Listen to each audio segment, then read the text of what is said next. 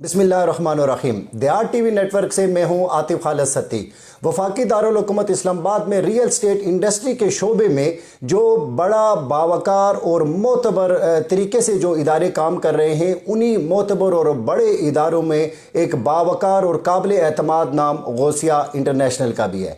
Gausiya international ना सिर्फ वफाकी दारुल हुकूमत इस्लामाबाद में बल्कि मुस्तकबिल के एक बड़े हब गवादर में भी अपनी ग्रां कदर खिदमात सरंजाम दे रहा है। तो आज की नशिस्त में हमारे साथ शरीक गुफ्तगू होंगे गौसिया इंटरनेशनल के chief executive officer, Gausiya international के रूए रवां जनाब डॉक्टर मोहम्मद अरशद साहब। डॉक्टर मोहम्मद अरशद साहब अपनी शख्सियत में एक मोतदिल मजाज और अपनी इंडस्ट्री के हवाले से तमामी शोबों पर इन्हें अबूर और कमाल हासिल है। तो आज की नशिस्त में हम इनके एक्सपर्ट ओपिनियन से मुस्तफ़ीद होने की कोशिश करेंगे। तो आइए गुफ्तगू का सिलसिला शुरू करते हैं chief executive officer Gausiya international जनाब डॉक्टर मोहम्मद अरशद साहब से। अस्सलाम वालेकुम डॉक्टर साहब। वालेकुम अस्सलाम। डॉक्टर साहब, बहुत शुक्रिया, आपने अपनी मसरूफियात से वक्त निकाला और हमारे प्रोग्राम के लिए आपने वक्त मुतय्यन किया। सबसे पहले तो ये फरमाइएगा कि गौसिया इंटरनेशनल हम जानते हैं कि एक बड़ा मोतबर और बावकार इदारा है। आपने इसकी बुनियाद कब रखी और अब तक आपने कौन से मार्कतुल आरा प्रोजेक्ट्स मुकम्मल किए हैं और पाइपलाइन में कौन से प्रोजेक्ट्स हैं? थोड़ा सा हमारे देखने और सुनने वालों को गौसिया इंटरनेशनल के बारे में मालूमात दें। जी, बिस्मिल्लाहिर्रहमानिर्रहीम। सती साहब, सूरत हाल ये है कि मैं डस्के से बिलोंग करता हूँ, सियालकोट, और मैं आज से 25 साल पहले यहाँ इस्लामाबाद शिफ्ट हो गया। आके मैंने डस्का रियल स्टेट के नाम से काम शुरू किया। कुछ अरसे बाद मैंने एक अपनी कंपनी गौसिया इंटरनेशनल रजिस्टर्ड करवाई और उस पर फिर काम किया एज ए बिल्डर। मैंने इस्लामाबाद के अंदर आसपास मुख्तलिफ सोसाइटियों में 25 के करीब प्रोजेक्ट बना के अल्हम्दुलिल्लाह डिलीवर किए, और अल्लाह का लाख लाख शुक्र है। जो प्रोजेक्ट एक बनाया, फिर दूसरा उससे मुख्तलिफ, तीसरा उससे मुख्तलिफ करते करते अब अल्हम्दुलिल्लाह लेटेस्ट जो मेरे जा रहे हैं वो बैरिया फेस 8 में दी टाइटैनिक के नाम से प्रोजेक्ट है। वो मैंने अभी लॉन्च किया और अल्हम्दुलिल्लाह वो 6-7 मंजिलों तक मैं पहुंच गया हूँ। Right sir. अच्छा डॉक्टर साहब, आप जो है वो ग्वादर में भी अपनी ग्रां कदर खिदमात सरंजाम दे रहे हैं। आप बताइए कि ग्वादर में काम करते हुए आपको कौन सी मुश्किलात दरपेश रहती हैं और ग्वादर का मुस्तकबिल क्या है सर? ग्वादर का दरअसल पहली तो बात आपने सवाल किया, मुश्किलात तो देखें, हर नए काम, कोई भी काम कहीं भी करना हो, चाहे घर हो, बाहर हो, दफ्तर हो, कहीं और शहर हो, तो थोड़ी बहुत ही मुश्किलात आती हैं, मगर उन मुश्किलात में ही मज़ा आता है, मुश्किलात में काम करने का।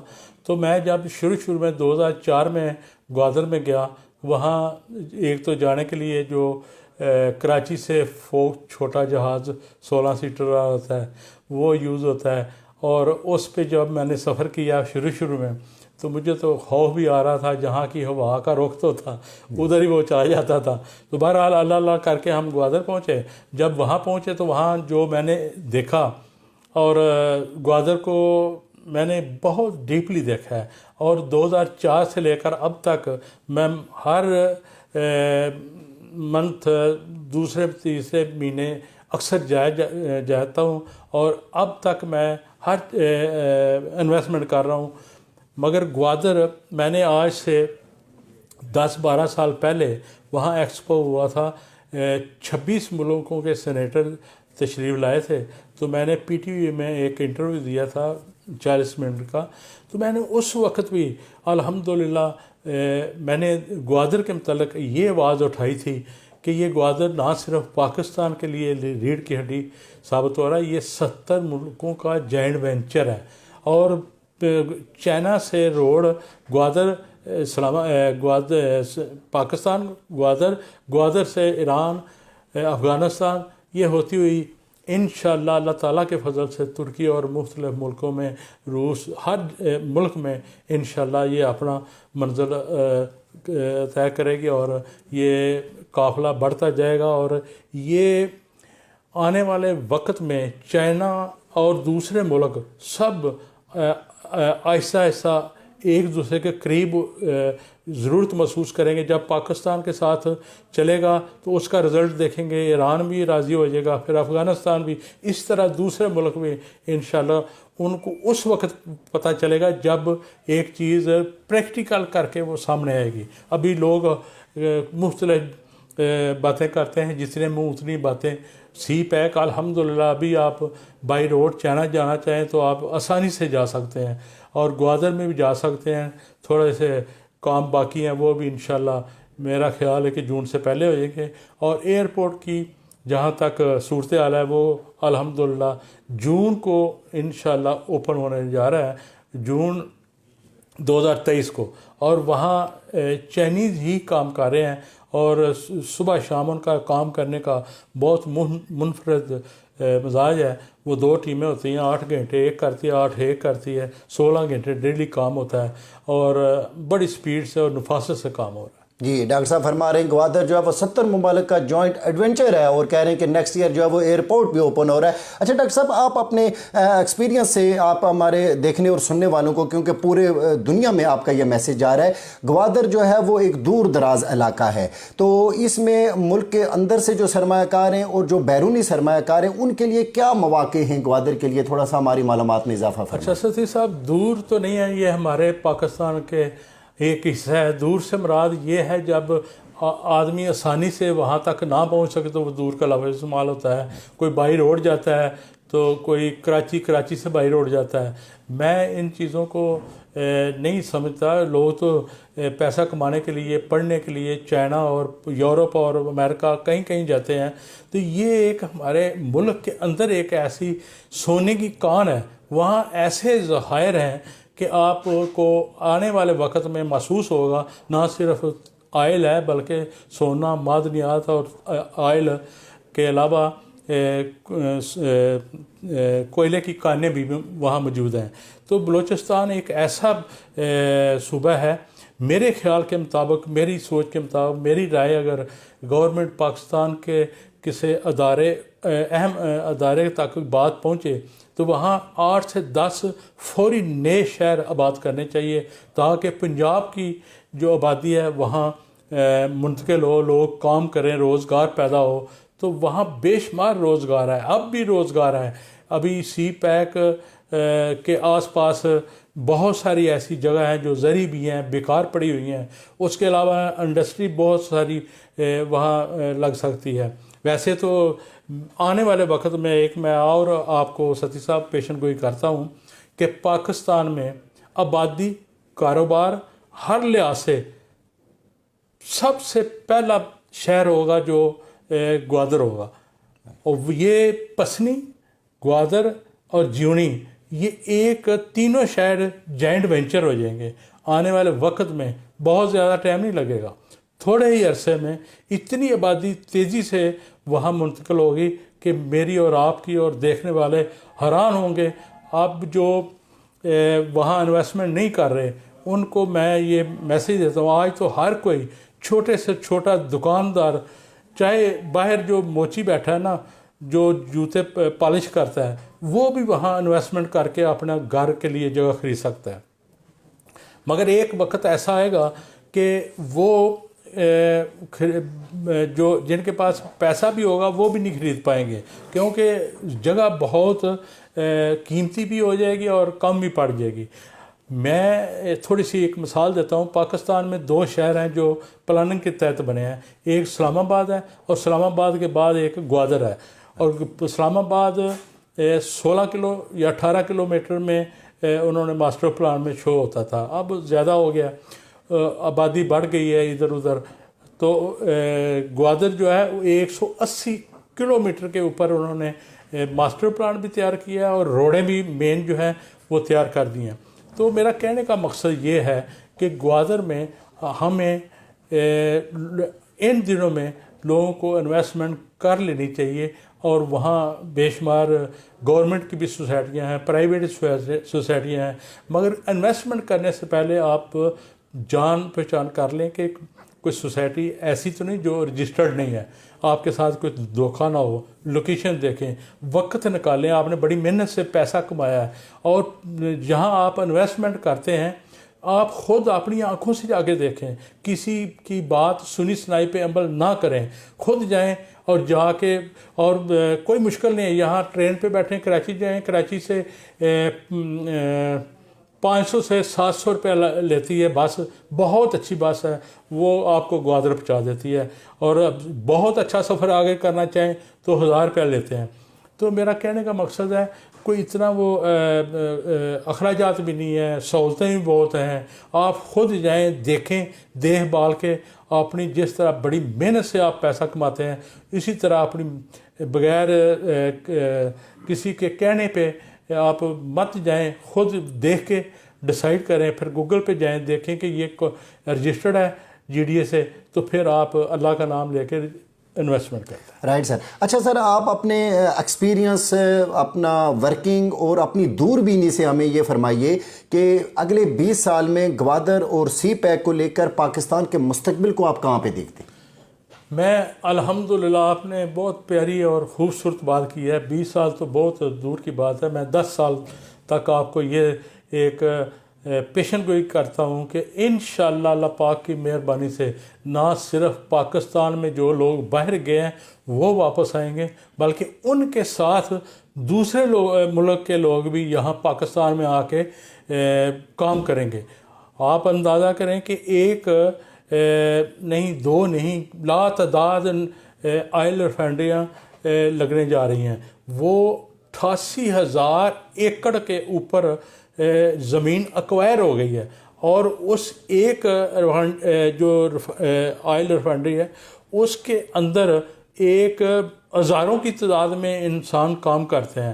تو اگر فرض کرو 2000 آدمی ایک میں کام کر رہا ہے تو 2000 وہاں گھر بھی ہوگا, فیملی بھی ہوگی, تو اس طرح وہاں روزگار کے مواقع بہت زیادہ پیدا ہوں گے, اور لوگ انشاءاللہ وہاں شفٹ بھی ہوں گے, کام بھی کریں گے, اور روزگار بھی ملے گا, اور لوگوں کی سوچ سے زیادہ ملے گا. جی, گوادر ملک کی ترقی کا ضامن ہے اور مستقبل میں بیرونی دنیا یہاں پہ آئے گی, اور گوادر سونے کی چڑیا ہے. ہم پرمغز تجزیہ لے رہے ہیں ڈاکٹر محمد ارشد صاحب کا. یہاں پہ لیتے ہیں ایک بریک, اور بریک کے بعد دوبارہ حاضر ہوں گے.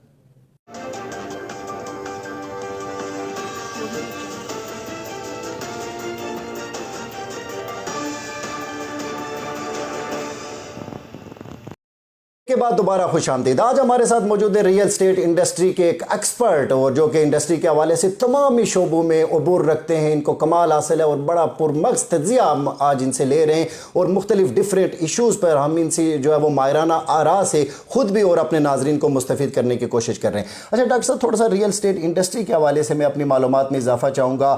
موجودہ کاروباری صورتحال کیا ہے؟ ٹیکسز کا بوجھ بھی ہے ایک طرف, اور FBR کے بھی مختلف سوالات ہیں, تعمیراتی مٹیریل بڑا مہنگا ہو گیا ہے. تو آپ ریئل اسٹیٹ انڈسٹری میں کاروباری صورتحال کو ملک بھر میں اور بالخصوص شہری اقتدار میں کیسے دیکھتے ہیں؟ دیکھیں, اس سے پہلے میں تھوڑی سی ایک اور بات اسلام آباد سے شروع کرتا ہوں, پھر اس بات پہ آتا ہوں کہ اسلام آباد جب ایکوائر ہوا تو آج سے بھٹو کے زمانے میں 1975 کے لگ پا یا 71 کے, یہ E7 میں انہوں نے 57 لاکھ 57 لاکھ روپے کے ایک پلاٹ MNA کو اور پبلک کو بھی خریدنے کی ڈیمانڈ کی گئی کہ لے لو, اور وہ بھی قسطوں پہ 5-7 سال CDA کو 1000 روپیہ دیتے جاؤ. تو لوگوں نے اس وقت مذاق سمجھا, اور بعض لوگوں نے لے لیے, بعض لوگوں نے لے کے دے دیے کہ یہاں تو سارا دن سور پھیرتے ہیں, ہم نے کیا کرنا ہے. تو آج میں صرف مثال دینے کا مقصد ہے کہ جس طرح میں نے گوادر کی آپ کو بات بتائی ہے کہ آج لوگوں کو احساس نہیں ہو رہا, یہ آپ کے آنکھوں دیکھا حال ہے کہ دیکھیں 30-40 سال کے میں کتنی گروتھ ہوئی ہے. آج میں بھی چاہوں تو وہاں ممکن ہے مجھے گھر نہ مل سکے. تو یہ میرا کہنے کا مقصد تھا کہ ہر آدمی کو وہاں انویسٹمنٹ کرنی چاہیے. آگے آپ نے وہ چیزوں کی بات کی ہے کہ مختلف, دراصل صورتحال یہ ہے کہ اس میں بے شمار ایسے معاملات ہیں جس پہ ڈسکس کرنا بہت ضروری بھی ہے, مگر ٹائم کم ہے. میں کوشش کروں گا کہ اس کو تھوڑے وقت میں مینیج کروں. حالات واقعات ایسے ہیں کہ جو آج سے چند مہینے پہلے کام تھا وہ آج نہیں. اس کی ریزن یہ ہے کہ خاص طور پہ حکومت کی پالیسیاں کچھ غلط بھی ہو سکتی ہیں, صحیح بھی ہو سکتی ہیں, کچھ اداروں کی غفلت بھی ہو سکتی ہے کہ ایک چیز کی ضرورت ہے. مثال کے طور پہ ہمیں سیمنٹ کی ضرورت ہے, اسٹیل کی ضرورت ہے, خام مال کی ضرورت ہے.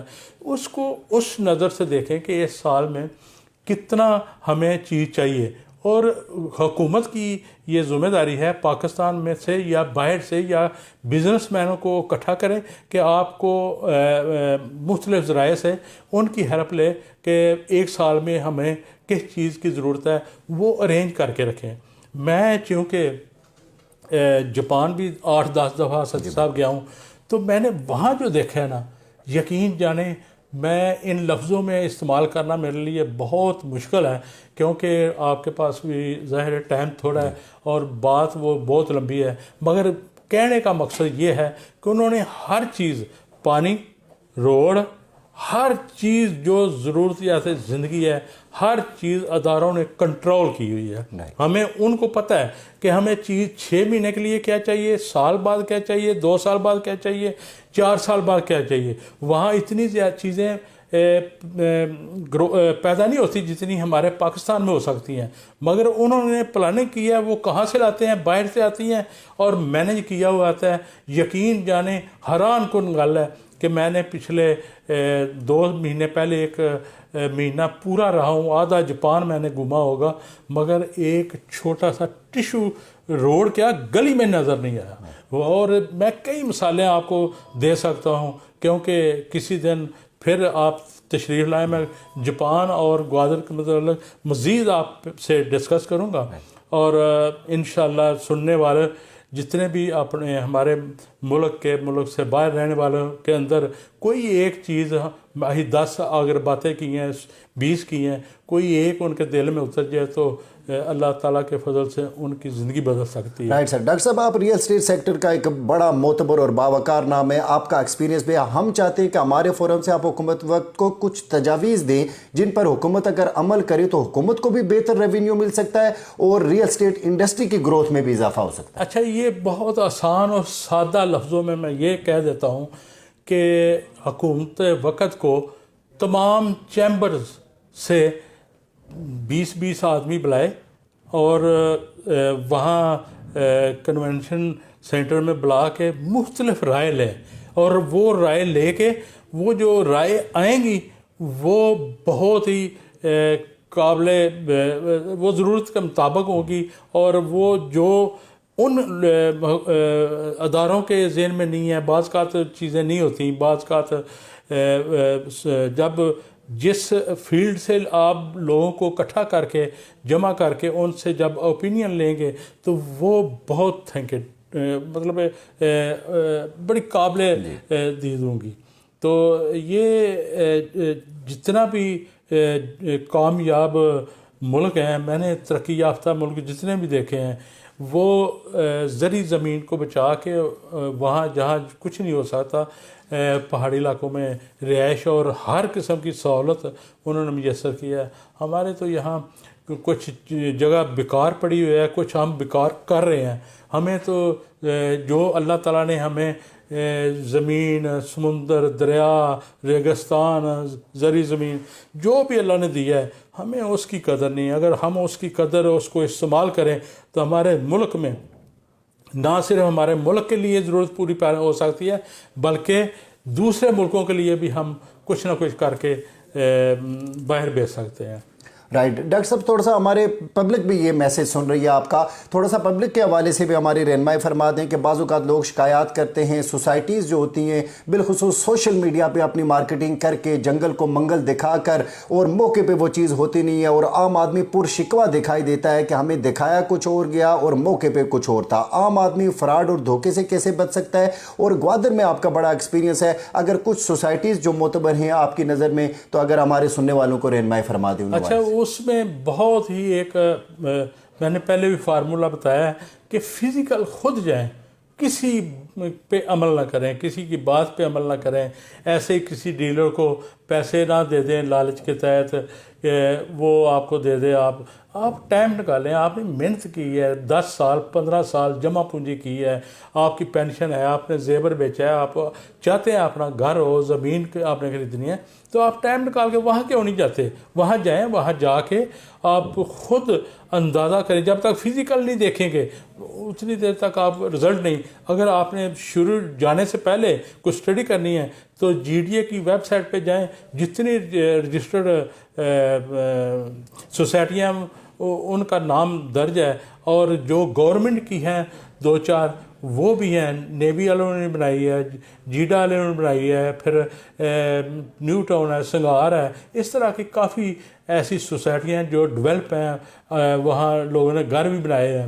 کوئی ایسا فراڈ اس وقت ہوتا ہے جب آپ کو لالچ دیا جاتا ہے یا غلط جگہ گائیڈ کیا جاتا ہے اور آپ آرام سے گھر سے پیسے اٹھا کے اس کو دے دیتے ہیں.